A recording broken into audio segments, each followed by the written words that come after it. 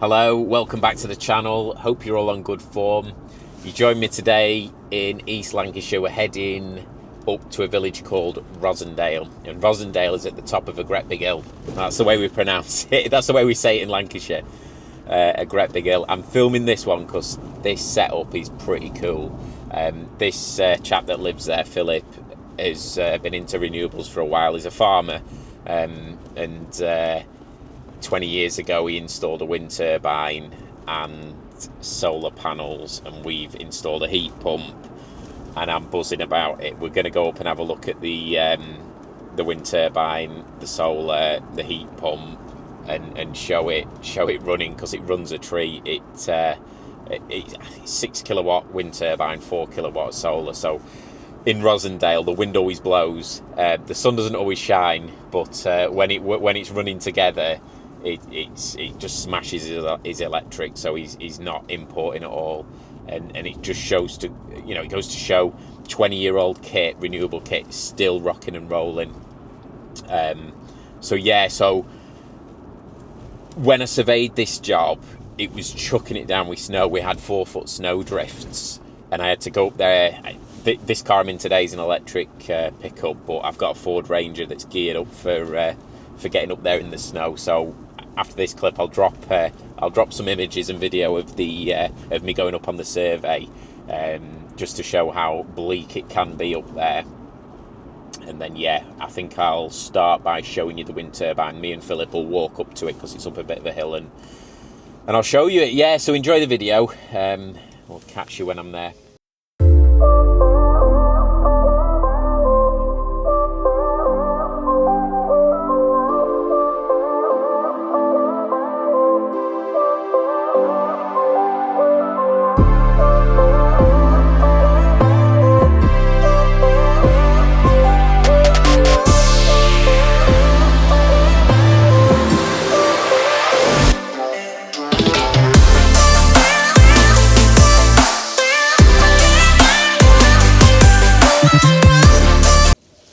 Right, I'm just on the top of a great big hill in Rosendale, and you might just be able to hear a wind turbine above my head.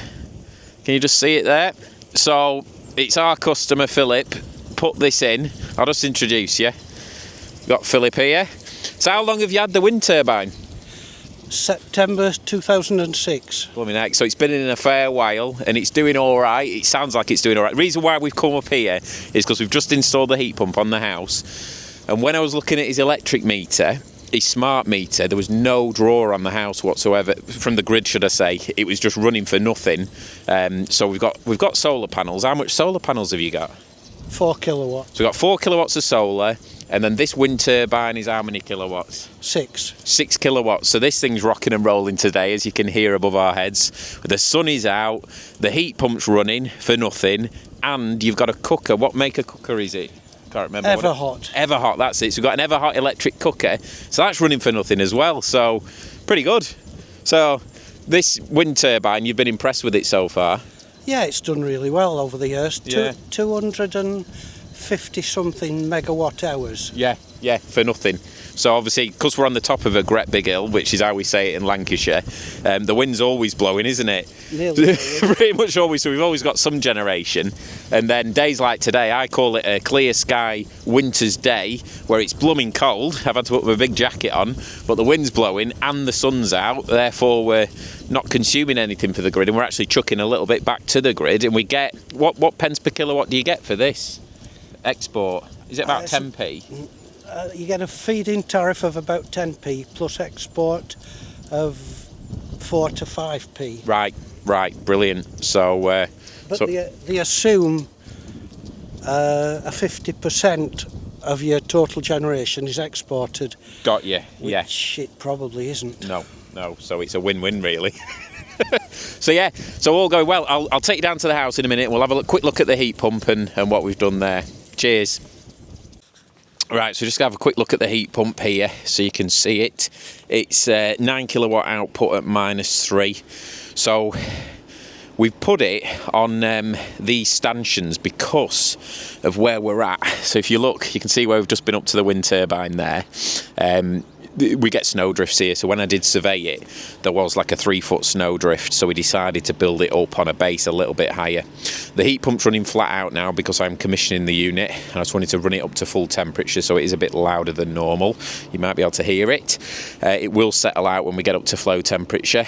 You can see the insulated pipes on the back going into the garage there, and the isolators. But that is that. Nice, neat job. But like I was saying up at that wind turbine, the sun is shining, wind is blowing. This thing's costing nothing to run right now, and we are exporting to the grid. And I'll just show you in the garage where all the gubbins is for the wind turbine. We've got the inverter for it here. So that's the inverter for the wind turbine, and then this is just showing the voltage and the current that's being sent back to the grid. And that's the actual generation meter there, 24,000 kilowatt hours there. The other fantastic thing about this place is there's no mains water either, so we've got all this filtration kit, UV filter. So talking about off-grid, properly off-grid. Right, feel a bit windswept after being on that hill. We're in the house now, and I didn't want to show every room in the house because that's not fair. But I'll show you the tank room. So, like you saw in the garage, this house is on spring water, and it's got that filtration system, so it's not mains water. So we don't have.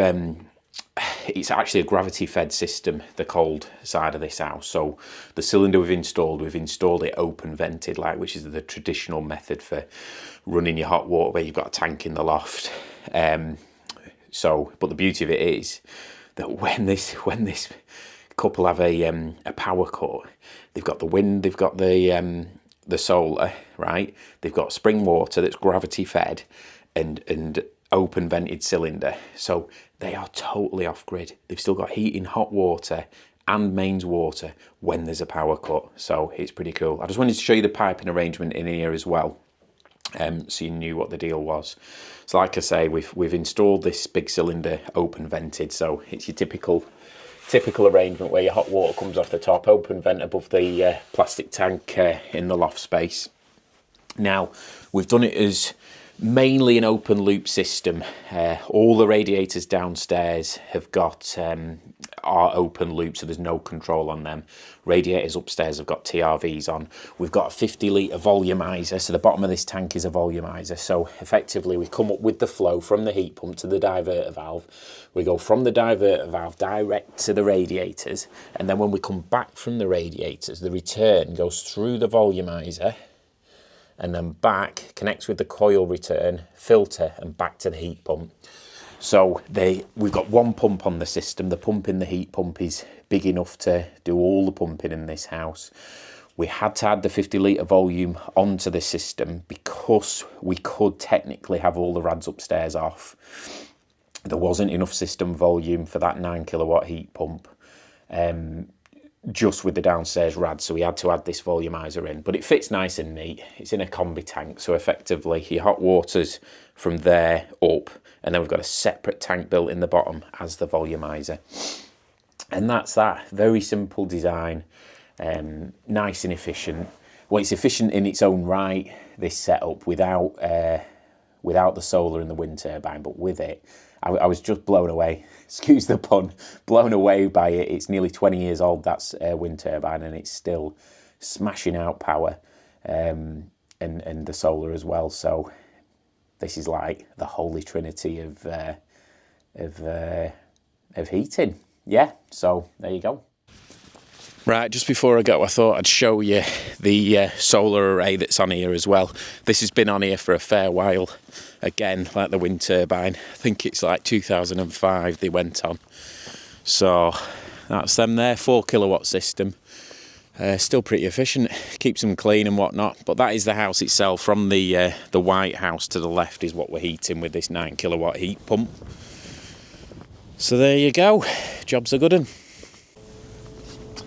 Right, I've just left Philip's property there, that farmhouse.